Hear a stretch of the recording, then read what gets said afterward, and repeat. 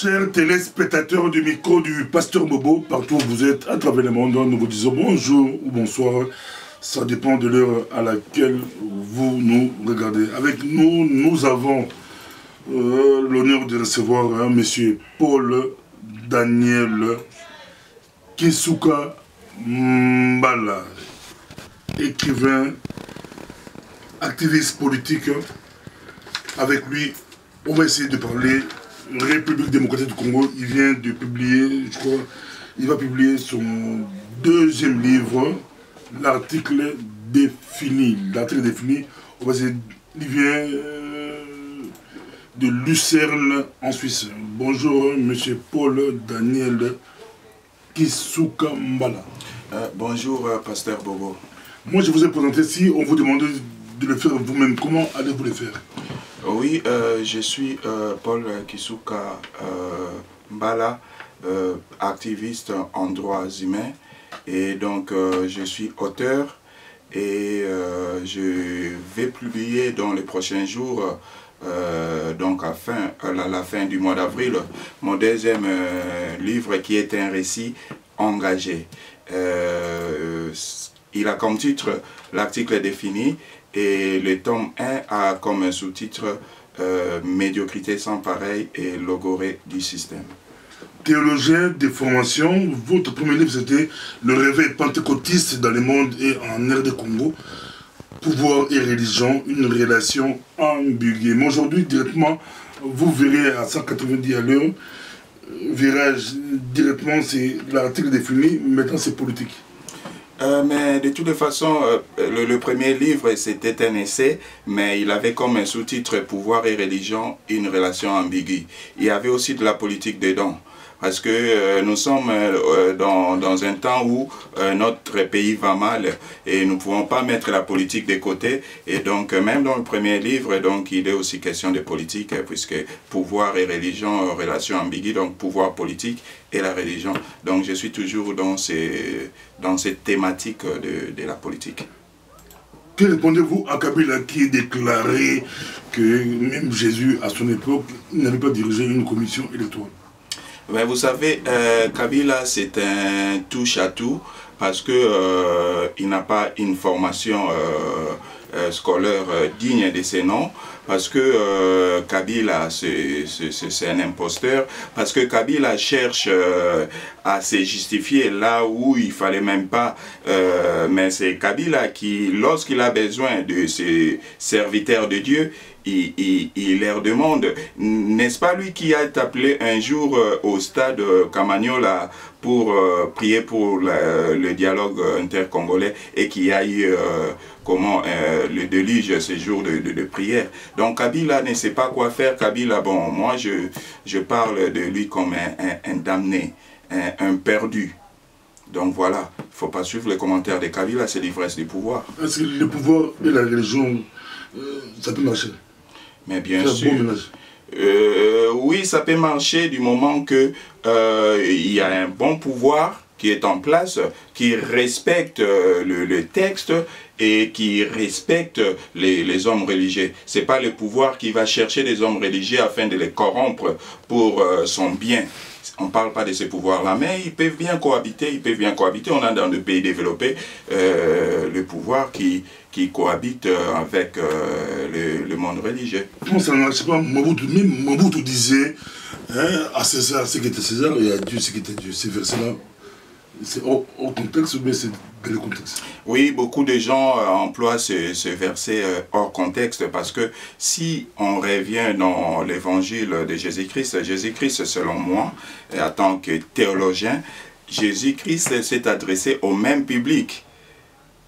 Il n'a pas parlé d'un autre public pour dire vous faites ce qui est à Dieu et vous faites ce qui est à César. Le même public qui devait adorer le Seigneur au moment opportun, c'est ce même public qui devait payer les impôts quand il fallait payer les impôts. Donc on comprend mal, on comprend de travers cette parole du Christ. Revenons à l'article défini. D'abord, ce titre, l'article défini, c'est vraiment original, l'article défini. Pourquoi l'article défini? Déjà, il faut dire qu'il s'agit d'un récit autobiographique engagé J'ai été inspiré par toute cette médiocrité que nous trouvons chez nous à Kinshasa.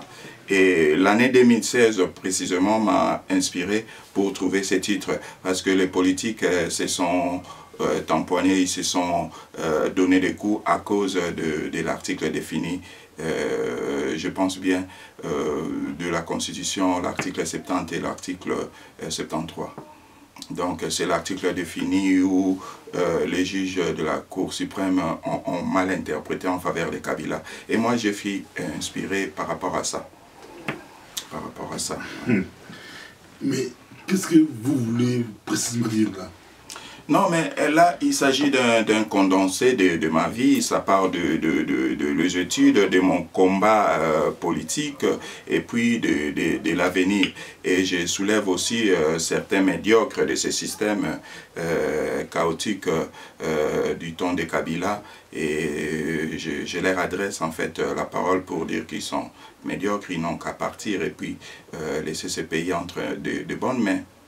Mais monsieur Paul Daniel Kisuka, voilà, vous-même, vous étiez dans l'UDPS, responsable d'une cellule. Aujourd'hui, vous abandonnez l'UDPS pour autre chose. Est-ce qu'on peut aussi vous attendre que vous-même, vous êtes instable, monsieur Kisuka? J'ai fait le choix d'adhérer à l'UDPS après les élections chaotiques de 2011.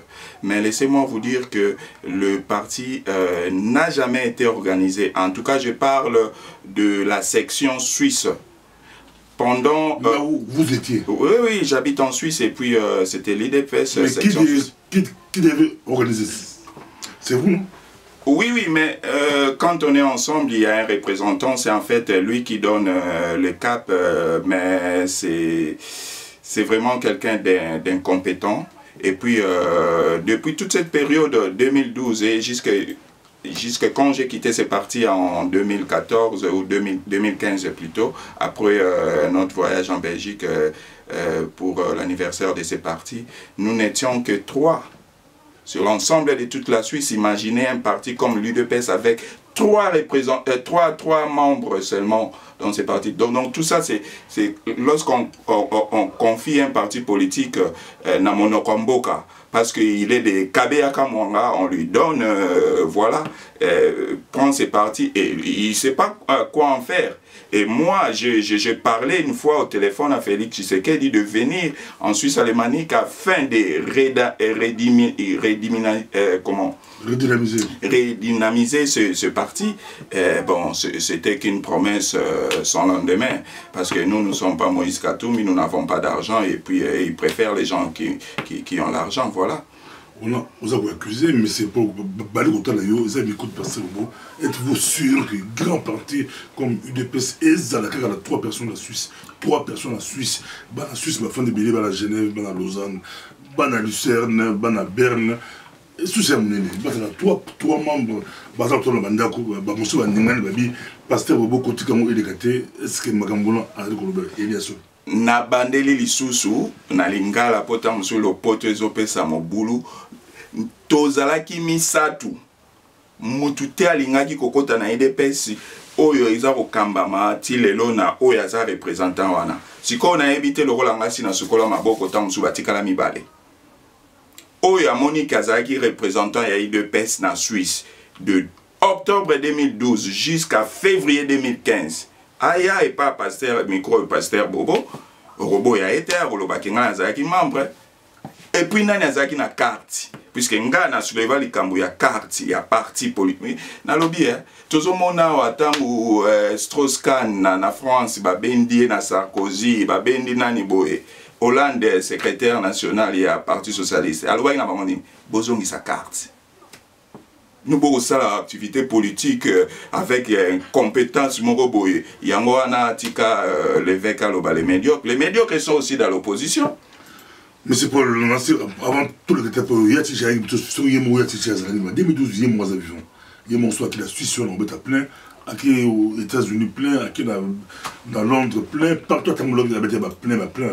Le lot, yo le bagage, n'importe quoi, yo le bagage, dans Suisse, 3 personnes, il y a mon sur le terrain, plein, si le lot n'a pas dit, ça plein, le leader Maximo, il y a eu de peste. Il y a Titi Omoni, paix à son âme et tout, mais il y a Zaki charismatique. Et puis moi, je me rappelle pas dans la période où on a eu de peste que il y a Titi Ayaki en Suisse. Atika Ekoya. Soka Ayaki plein, on assure. Te Soka Ayaki, ba Congolais balinga Ikoya, Koya Kotala ya Titi, na compte ya eu de peste. Pasteur Bobo, nazobeta sete, ide peste wana, puisque ba pesi yango na mutu, oyo. Aza aidi kokamba parti te yango anozo. Est-ce que yo so yoka activité à IDPS na Suisse? Ezalaka te. À part apéro politique on a organisé en octobre 2012, bayebi na représentant ayaki. Ba image ezali. Du début à la fin, ngai muna futa mbongo. Na zana moti na te poto zana mikwa passer bobo to tanga combien to futa. Mais à part ça, et le côté. Bah, preuve ali, au foutant bon, bah, preuve ali. Bah, preuve ali. Pour moi, non. Bah, comment non. Mais pas pour. Ah ouais, ça, rien à cacher. Tu peux m'en rien à cacher. Tous ali, Paul Daniel Mbala, Kisuka, tu reçois la pesa, tu reçois la yo. Mais n'a pas tous son livre na yo, dans tes livres, aux ali. D'abord, avant le livre, au Congo en légitime défense, il y a un peu Pasteur Bobo n'a pas répondu à une question, mais pour monito tika batuna suspense, c'est un suba okanisa biso batolo kuta, prévu en goyo. Ota la date, ota la paix montant. Mutoyo, apesa inga mbongo, oyo asunga inga tosala makambo yo. Aya pena mikwa Pasteur Bobo ya koloba. Ah non, mon gars, sur 2255 euros. Francs suisses. Ah, francs suisses. Voilà. Nous avons bâti sur moins 1430 francs suisses. Ouais, on a ba avance na futa ki liboso, makambo salami. Etikali 825 francs suisses. Te futama etikalité, futama. Mais babi 2000 1000 et 800. Parce que vous êtes en allemand, yo en allemand. On dit total Zalong Ofena Betrak Makamboyo Zama Boulot. Total yango oyoki na pour ngala na allemand. Total na francs suisses 2255 francs. Voilà au foot en équipe. Na futi na salle kolia apéro o eza Astoria, hôtel 5. Kasi na ebisio parti wana ça n'existe pas. Eza na kesite batu baza na carte ya membre te. Voilà, il y a qu'un représentant. Le représentant parce que Tshisekedi connaissait son père et que bangona ba Félix Tshisekedi bazae ko se côtoyer tant baza bana miké. Il vient aussi de Kabeyaka Monga, on lui confie les parties. Et voilà le résultat. Pasteur Bobo, ngana mu Congo, na Genève, mutinyo sabenga nga muluba. Pourquoi? Ah, kasi pona zana kacha ide pesiti. Ga si bango tengana muluba te a ozoko sa pona nini? Kasi ide pesi balobi partia baluba ya bato Kabeyaka Monga. OK, ba o bato ya donc baluba ya mabe na katia parti wana spécialité na bango, ils n'ont aucun diplôme universitaires, mais ils sont dans les partis et ils occupent des postes. Et la télévision qui est balouba bien bazarapé belé, balouba bien bazar et belé, balé kolandayo. Soit balouba mabé, ils ont risqué aux problèmes parce que balouba bien bazar et belé. Na lobi na katia ide pes, na katia ide pes. Balouba bien bazar et belé, président et belé, Paul Daniel Mbala. Ok, baluba ya bien bazali, mais ils ont moi oyo moko boye, baza wana kaka parce qu'ils sont ressortissants de Kabeyaka Monga et ils occupent des postes à bas représentants. Au démissionnagi. Na démissionnagi so na obina beta li solo nenge na démissionnagi pasteur Bobo Rosalo na mawa. Baluba na batu bafa de belé, na si bon. Donc, au début, sur les dépenses. Mais, na groupe na Congo en légitime défense. On a besoin de quoi. Qu'on peut écouter. Qu'on peut écouter. Bon, ça, les mouvements vont écouter. Congo en légitime défense, j'étais simplement. Et d'abord, il y a un parti politique. Il y a une plateforme et mon robot. Ça veut dire que.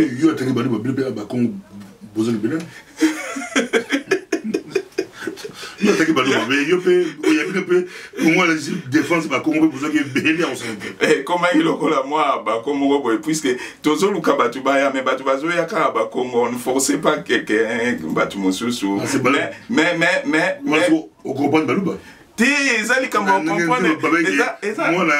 moi la ngoula à tout la maman na pourquoi yo zologa munene bo ba yebisa ezela okola okoyeba non et quand tribalisme ça compréhensible ce pasteur à mongo c'est plus facile que ba mongo va se retrouver dans l'église là quand il y a Congo en légitime défense kozwa monene monter na UDPS au début sur mon UDPS n'engezaki représentatif na ba région nyonso. Mais il dépêche à minute à Soukao et comme comment une espèce d'empire aux allures d'un parti politique, empire, bon, soit. Mais comment légitime défense, activité, oui, c'est vrai, Zakara suspend en quai de poisson de Mwana, tu éviter pourquoi, mais il y a bateau bazali au Kambango bazali, maman Marie-Thérèse Landou, professeur Fouélé, pasteur, comment dire, pasteur Poitiers, à Lausanne, pasteur dans l'église protestante. Et d'ailleurs, en parlant de ces pasteurs, il y a Finga qui est représentant à l'IDPS actuel que Bozo fait sa représentation dans Moutoumoro Boyako et Kokomata, des phrases en français, c'était sans que Bafote Zala. Félix connaît ces choses. Tout le monde sur la présidente Baligolandayo, sur après bâtiment de débat, le président a eu des PC suisse, bâtiment le plateau, trop, sur le micro de passé, trop réalisation, on les a promonté, qu'on dirigeait le débat, on les a appelé la spécialité à micro du pasteur Bobo, tout ça, on a payé pas sur l'Andayo, il pas le bas, tout ça, on n'est pas naïo, on a dit qu'on a eu l'article défini, vous fustigez la médiocre régime Kabila. Donc, au fond, vous fustigez déjà, vous devez avoir mon sein à médiocre, je crois. Oui. Et pour ça qu'il y a au bête bon film, médiocre régime. Et puis, banane, il y a déjà dans temps combien de temps. Dans mon ami, tu le rôle à Jean-Marie Kassamba. Ndenge azako sala na bien en France azo gagné vie na ya la sueur de son front baké zoye na Kabila e moko muto alongola ekuna ale yaka na yo o puizaka o ezali facile na Yewana comment na ba déclaration moko boye mais que même la police française tue des jeunes dans des zones de turbulence. Jean-Marie Kassamba. Police française ni na boma dans zone de turbulence. Médiocre monsieur César le rôle là-bas souhait puisque député na Lukunga mais Lukunga on a évité pour biso tokoli na Lukunga a précisé Lukunga eza Kinshasa lingwala barumbu Lukunga ne awapi pona lingwala to ebiete ozomona ye na le beti li solo na eta mazwe ko escorter Tchala Mwana puisqu'il était garçon de course, il y a Manda Tcheboa, na Ngoma Africa, Tozaki na Intercontinental, na appartement à l'Oder Production, que son âme repose en paix, Waneza né en 1994. Donc il vient comme ça avec Tchalamouana, Zoé escorté Tchalamouana, il m'a ta porte, coco. Tchalamouana na sima, Utipe Poto, c'est Rian Azodondwa, Zana moi jeune, Azosala la musique, na ya continuer na makambo, Abuzoba la politique côté. Donc, médiocre basé, médiocre, moussou sur le rôle là-bas, mais ne parlons même pas. Et puis, voilà. Et artiste, médiocre. Voilà. Tout ça, Paul Daniel Mbala, il y a aussi Lucerne, na Mboka, il y a Suisse, tout ça, il y a sur la pensa, livre, il y a un article défini, tout le pour ça, il y a une conférence, c'est comment? Ouais, livre Obima précisément le 25 avril, on a la plateforme Union souhaité quand même plus précisément le site internet nangai kisuka.ch et puis édition Lulu. donc au niveau internet bazwa livre wana et puis ba vernissage Jerusalem livre obima à la fin du mois parce que nalingi puisque nous on va participer au salon du livre nous avons oui le salon du livre au Banda les 24 et les 29 à Genève parce que il faut aller là où on parle du livre. Donc nous sommes déjà inscrits, on a la date et tout, et donc à partir de la propulsion, on a un salon du livre, un des livres au Bimapembalamoko. Alors quand au vernissage et tout, vous allez informer comment on ça le vernissage na Zurich, na Genève, et puis ici quand on va inspirer Bisso. Tout ça, est-ce qu'il y a autre question? Est-ce que avez-vous des ambitions? Vous avez des ambitions, monsieur Paul Daniel Kisuka Mbala? Au moins, il y a une ambition, mais c'est quoi ambition? Il y a nini, il y a niveau nini. Parce qu'il faut garder aussi les deux pieds sur terre. Ambition, oui, mais quel niveau, na quel niveau? Au-dessus de pentecôtisme, au qui maman la politique.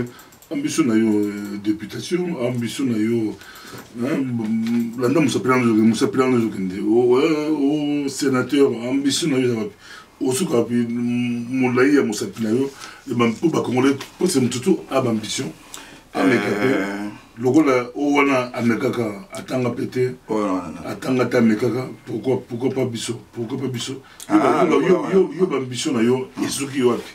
Ah, l'ambition dans le sens où en tout cas, non, moi je suis un penseur, moi je suis un auteur et écrivain, puisque à partir de 2 livres, vraiment, voilà, Bato Penda va concéder un livre, et puis Bato n'a autant à médiocre, et ça m'a cambo livre, donc ils ont été que botier micro bandi koloba, commandé, voilà.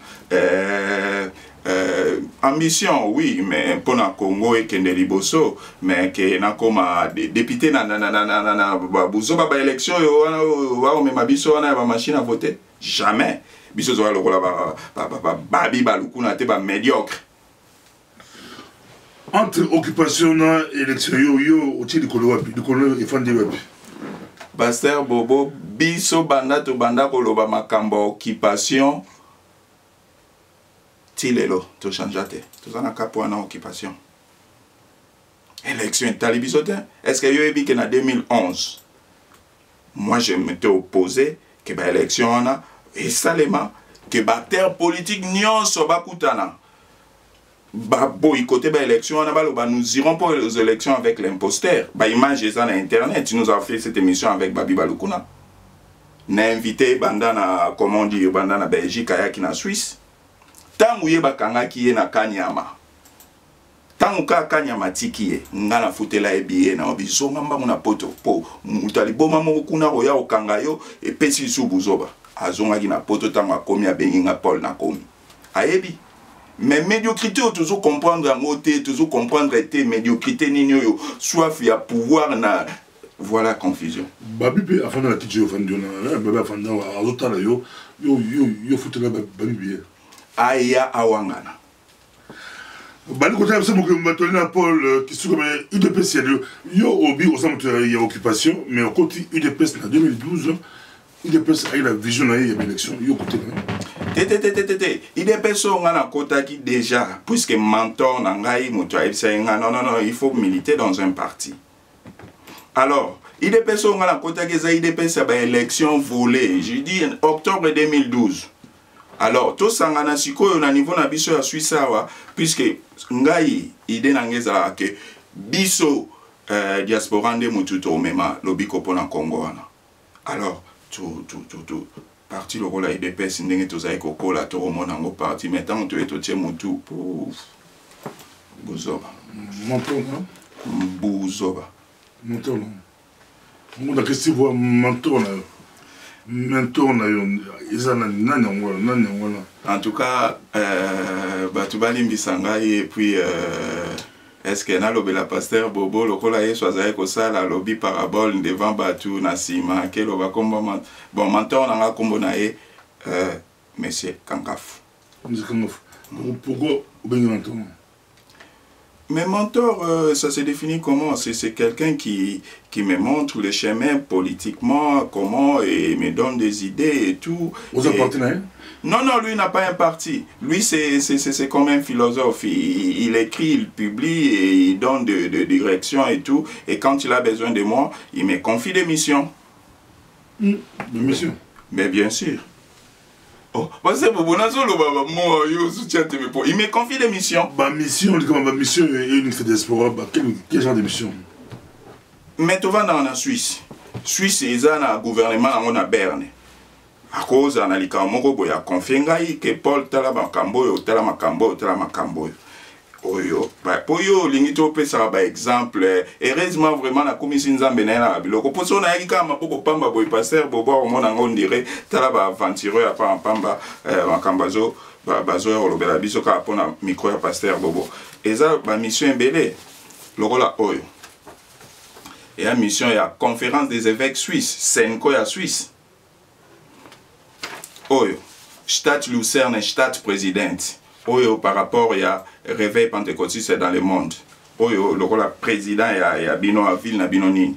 On dirait ceux qui à Bruxelles ou je ne sais pas comment. Alors, par rapport à Berne, mission Yangoyo. Oyo, comme on a dit Didier Bourcatler, conseiller fédéral, ça veut dire président en Suisse pendant un certain temps. Donc, on a initié une mission Oyo, mentor Nangai.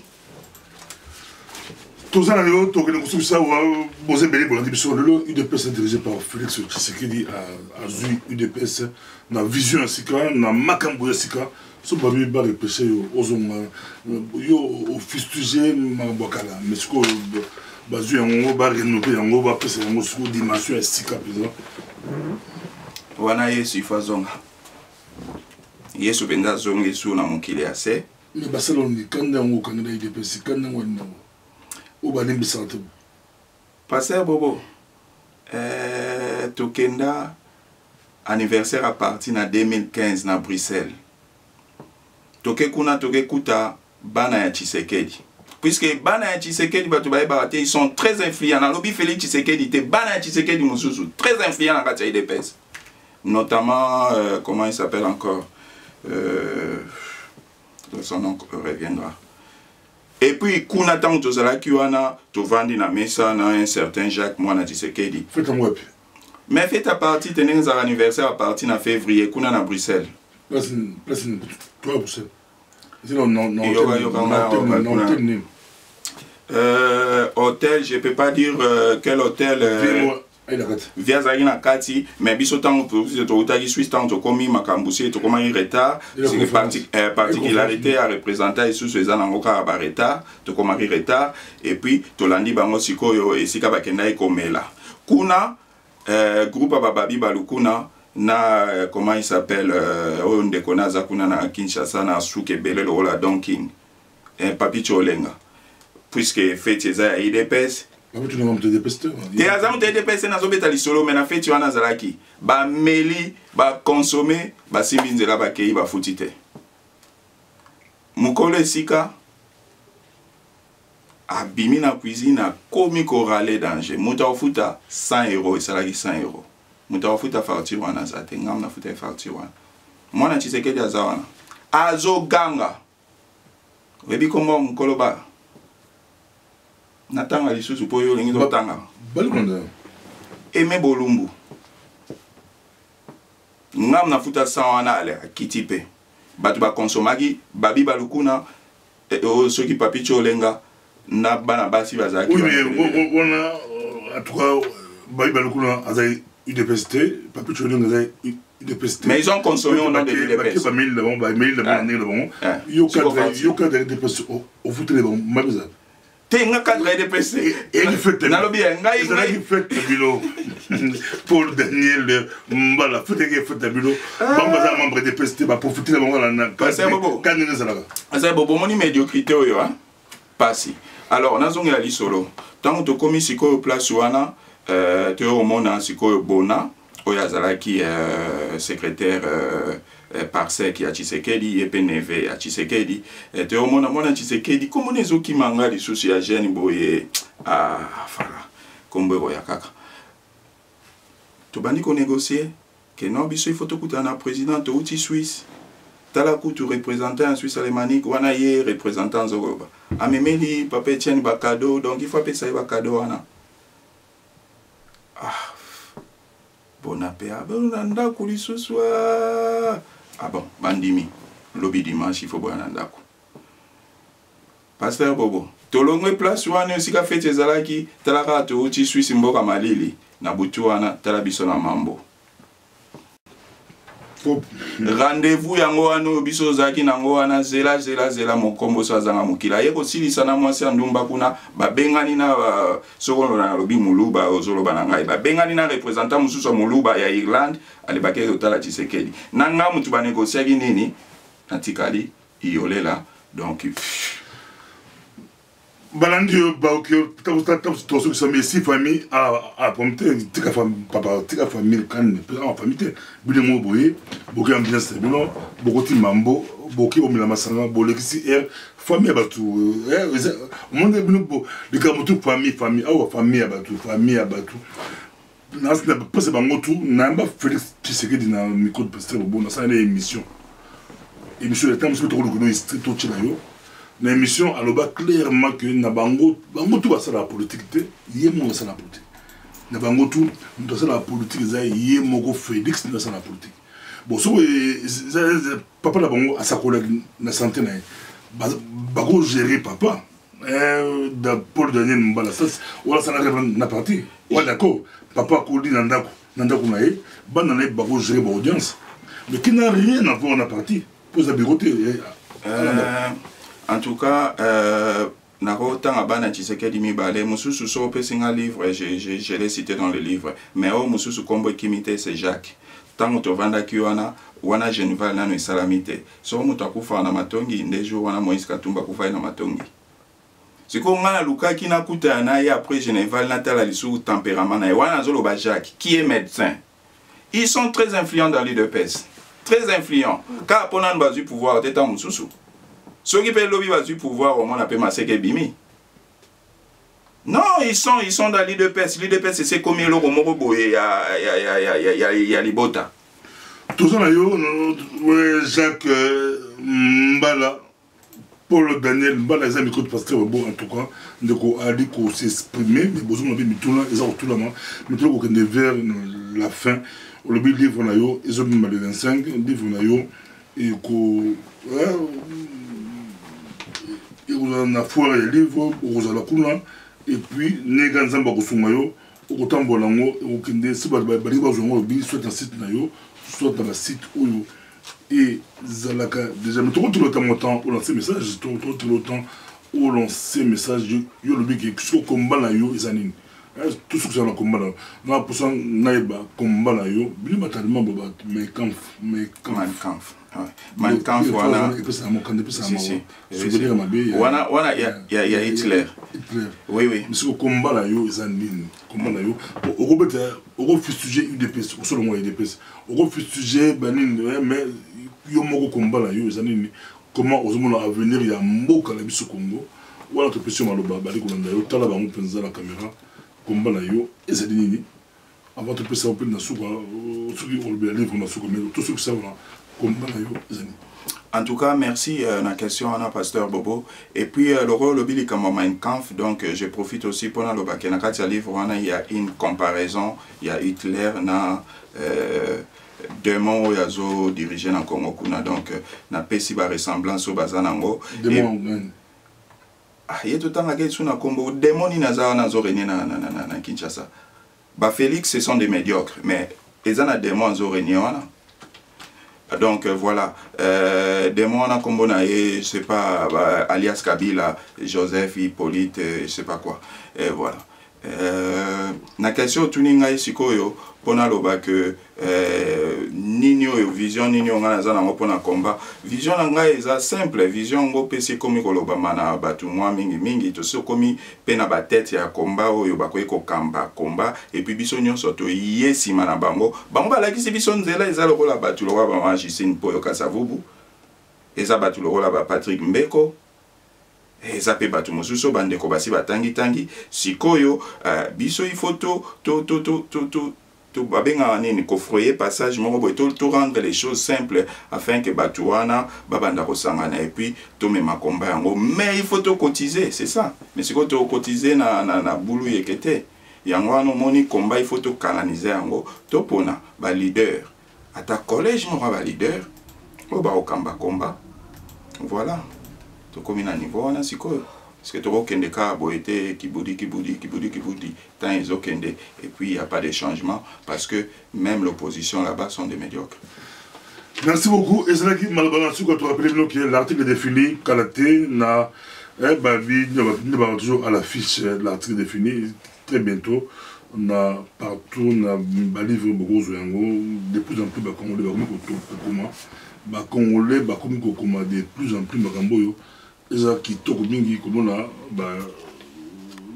jeune intellectuel, oui, toujours jeune intellectuel congolais, azo comme livre, a comme livre, eza sengo, livre na mi balé yango.